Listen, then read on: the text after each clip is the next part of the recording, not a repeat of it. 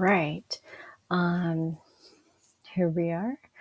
In this video, we're going to look at, further like adding more elements for your assignment, right? So we have to keep in mind, I know it's hard because we're looking at this whole page. But keep in mind the size of this in real life, right? So it's actually a pretty large sheet of paper. And part of your assignment is actually to do like 1 to 2 paragraphs about why you chose this topic. Okay. So on, another document, I find this is easier to type in this way, but I typed out, making art. The significance to me, and I'm gonna copy it. Right, so I can copy it, go back to Photoshop. I'm gonna here do get the type tool, make a text box. I'm going to paste. It remembers the last font that you used, and you can create your own, pick your own font. The only thing that I think you should keep in mind when you're keeping your own font, and there's a lot to choose from, but readability is really important, okay? And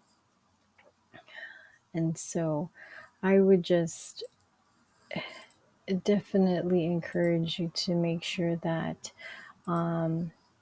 you can read the type, right? And I know sometimes that's hard because it looks so fun, large, but and some of the curly Q fonts are really nice. But you got to keep in mind that if they can't read it, then I don't know if it works. Anyways, like this is a difficult font to read, right? So it doesn't have to be boring, but they all have little personality. And so I would just encourage you to find one that you like. I honestly think for my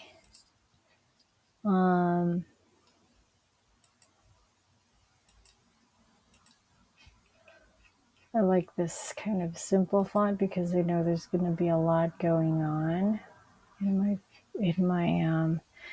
my flyer. So I'm going to just do this for now. Okay. I'm actually going to open up the character window. Okay. So this has all of the properties about your font that you chose. I do not want to make it all caps. I think that's very hard to read. And so if you notice on your instructions, you should not make your paragraph font larger than 12. Okay. This is a 12. I'm not doing that because I don't want you to have big font. Like your headline can be as big as you want. But I also am putting that restriction on your body copy because I don't want the whole thing to be just text. I want you to have, insert your creativity, right? Figure out how to lay things out. So that's why I'm putting that restraint on you. So you can definitely add a background color. I would just encourage you, please do not make it like red and green and it's hard to read, okay? And when you're laying your, placing your text, try and keep it so it's not right on the edge, like this per se, right? Hard to read. I would give it like a 1/4 inch breathing room, hopefully more. Obviously, this is not final, but just so you know, right? There's different ways that you can add text to your page. Okay. All right. So gotta focus. Here we are. Our lotus. I'm gonna hide that guy. Starting to like this. So for this leaf drawing, okay, I like how it's falling. I'm going to zoom out. I think I'm going to let it transform. Make it so it goes right there.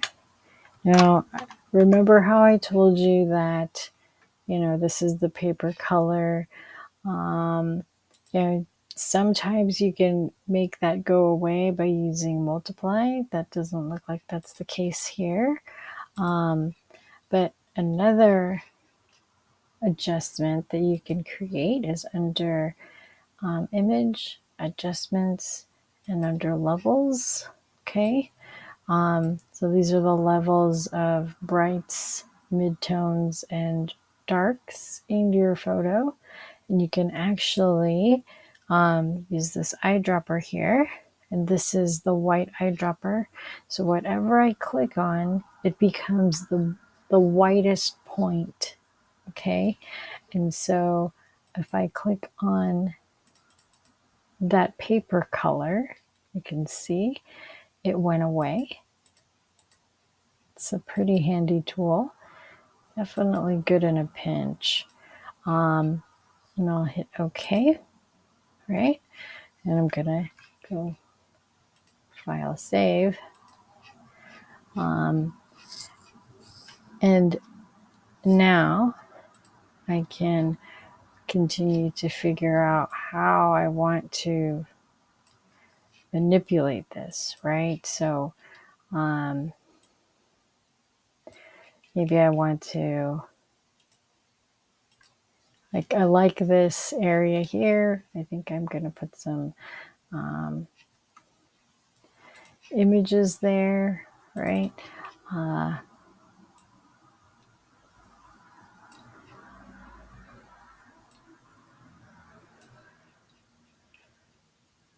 You can kind of see if you move one thing, there's always usually something else to move. Okay. Mm-hmm.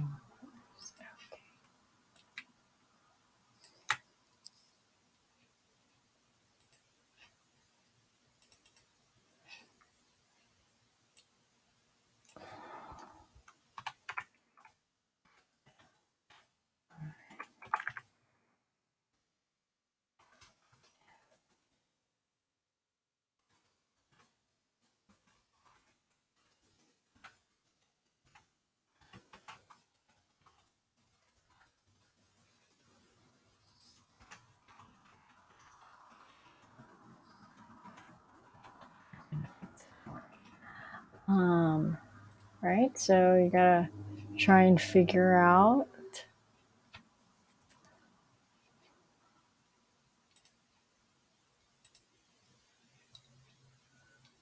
You could do the drop downs, or you can actually type it in yourself, even for the font size, right? Here's the color of the text, so you can pick your own color. You can also pick a color from the document itself, right? I'm going to save, Command S. What else have I gotten here? So you can see this is at the front, right? It's on top. So everything is appearing behind there. Now let's say I wanted to add some background color. This is your rectangle tool. You can also create images, circles, and whatnot. So I'm going to select a color.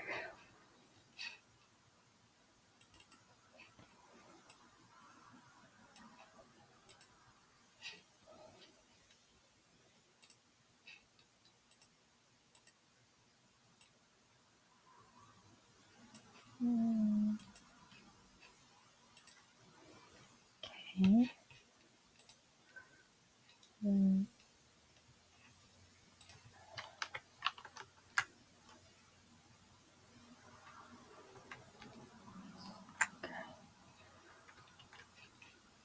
So under here, let's see.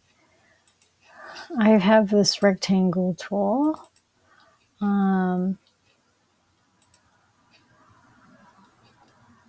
And I'll have to find that key command, but I filled, like, this is the color, this is my foreground color, this is my background color.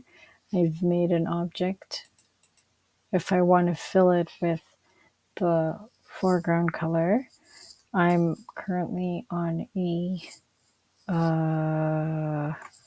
Mac with a PC keyboard.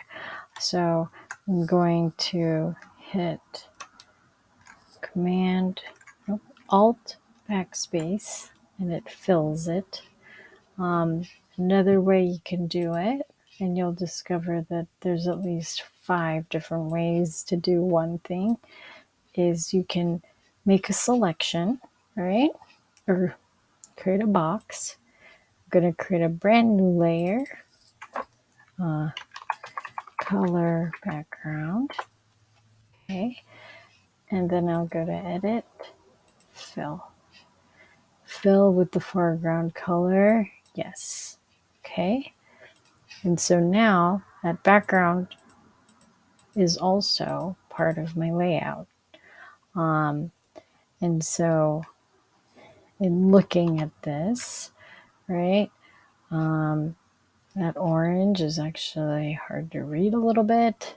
It's a little bit too close to that blue color. So can adjust it so there's more contrast. Okay.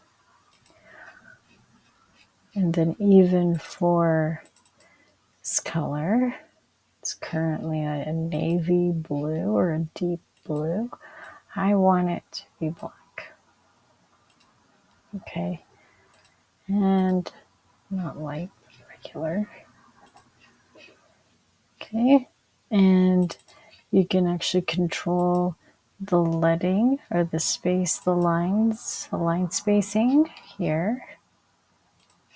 And as you saw, right, when I changed the size or the font, this little square with a plus sign appears. That basically means that I have text that's not showing. Okay. And so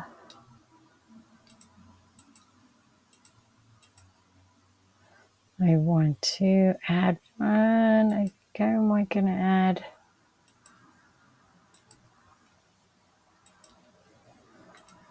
a couple things, or just bring it up here.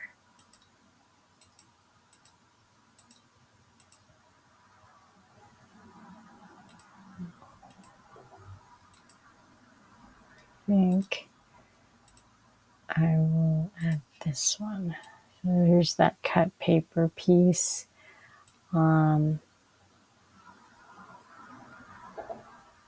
Just want to see how it looks. So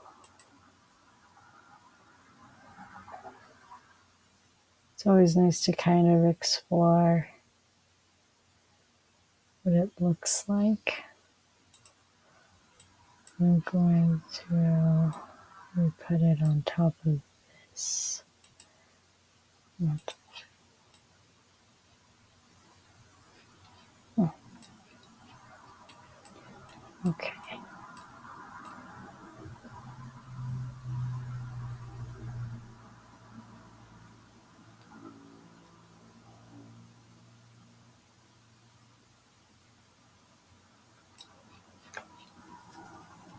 Okay. I think I might like that, actually. If you need that.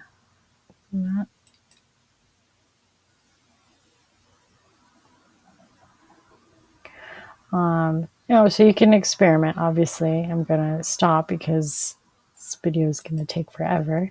Already, it's probably long enough, but I'm going to do the circles.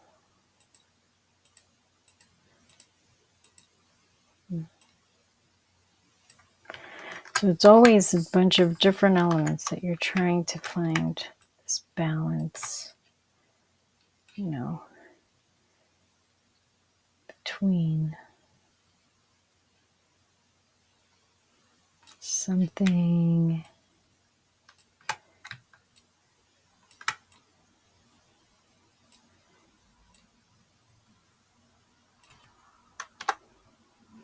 catches your attention, but you always have to have a focus. So I definitely want the focus to be on the falling leaf.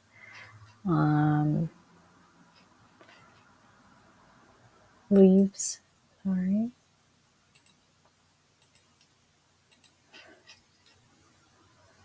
And there I just made that selection and I copy and pasted just a little bit of that artwork. And I'm going to make that part of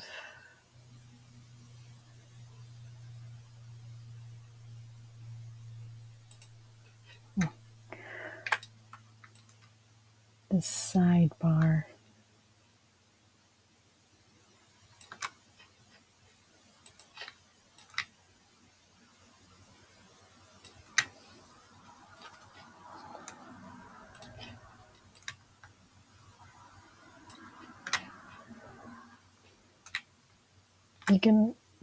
You can select multiple layers at once. So I'm gonna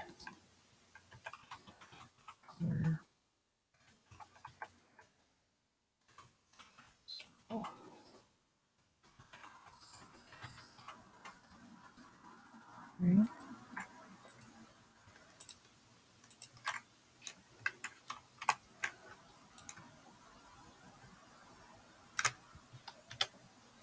I think for now this will work.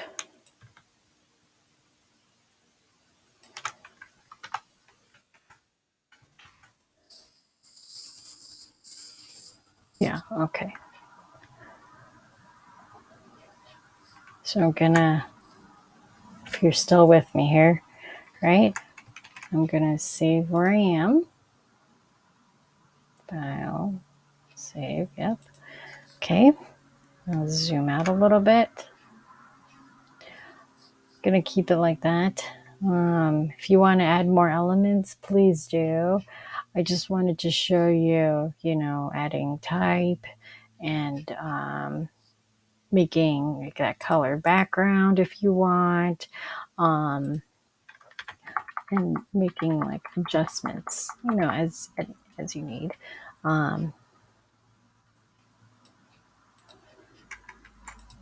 And how you can interact with the layers. Okay, I'm saving. All right, so let's say this was my final layout, and you can do a lot more, like really artistic, like, feel free to do that. For the purposes of the demo, Like for me, it's just easier to keep it kind of short, but I know I've gone longer than expected. So hopefully you're still there with me.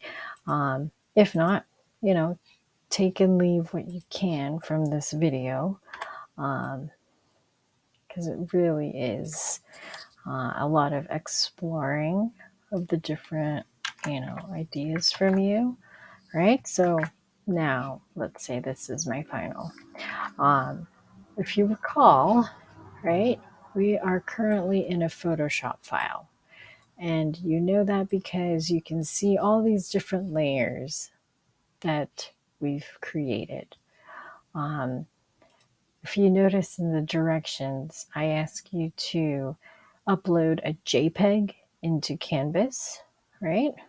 So I'm going to go here, save a copy, and I'm going to make sure I'm in the right folder. I am, and I'm going to go to JPEG, right? It changes the file extension, and I'm going to remove the copy in the title, and I'll hit save.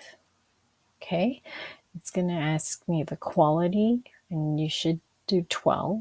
10 to 12 is the maximum, right? You can do high as well, 8 to 12, totally fine. I'll click OK, right? And it saves a JPEG. I'm going to into the same folder. I'm going to open up that JPEG file, and here's our JPEG file, right? The biggest difference is their JPEG file is now a flat version of your Photoshop file. Okay, this Photoshop file, I can still, change the order, remove these different elements. But once I've saved it, this is all I've got, right? The only way for me to manipulate this, if I do not have this, is to recreate everything. Okay, so that's why it's really kind of important for you to know what you're saving things as, because I wouldn't want you to save something or not save something, and then let's say you wanted to try something different, you're basically starting over, right? So if you think about it this way, the PSD, it's like your closet, right? You've got different options for the combination of clothes that you're going to be wearing. A JPEG is basically what you end up wearing. Okay. So sorry that video went a little bit longer than I expected, but hopefully that made sense. If not, let me know. I've got one more video just to show you how to upload it into Canvas. That one should be much shorter. But if you feel confident in that, go start, putting your assignment together. And then for those of you that want a little bit of a Canvas upload overview for this particular assignment, you can click on to the next video. All right. Thank you. I'll see you in the next one or in Canvas.